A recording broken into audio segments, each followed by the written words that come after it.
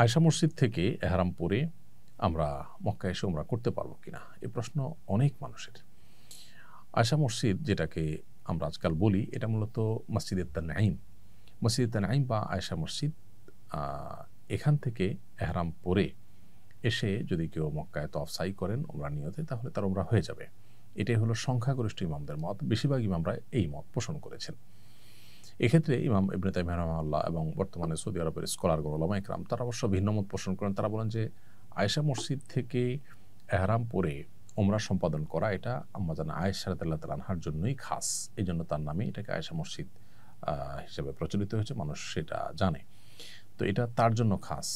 তার সঙ্গে থাকা সাহাবী বা পরবর্তী সাহাবীরা কেউ সেখান থেকে এহরাম পরেছেন এরকম সাব্যস্ত হয়নি। সেজন্য এই জায়গা থেকে এহরাম পরা যাবে না। এহরাম পড়তে হবে মিকাত থেকে। নির্দিষ্ট মিকাতের মধ্যে আয়েশা মসজিদের কথাটি উল্লেখ নেই বিধায় এখান থেকে সাধারণ অবস্থাতে এহরাম পরে উমরা করলে উমরা হবে না।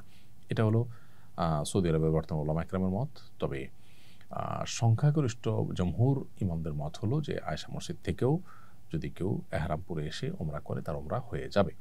কেউ যদি মতপার্থক্যের ঊর্ধ্বে উঠতে চায় তাহলে সেক্ষেত্রে তিনি আরেকটু দূরে, বেশ কম হবে না, 1 থেকে সোয়া ঘন্টা 1.5 ঘন্টা দূরত্বে তায়েফে চলে যাবেন। সেখানে একাধিক মিকাত আছে, সেখানে মিকাত থেকে এহরাম পরে এসে উমরা করবেন। সেটা হবে সকল মতপার্থক্যের ঊর্ধ্বে উঠে করা।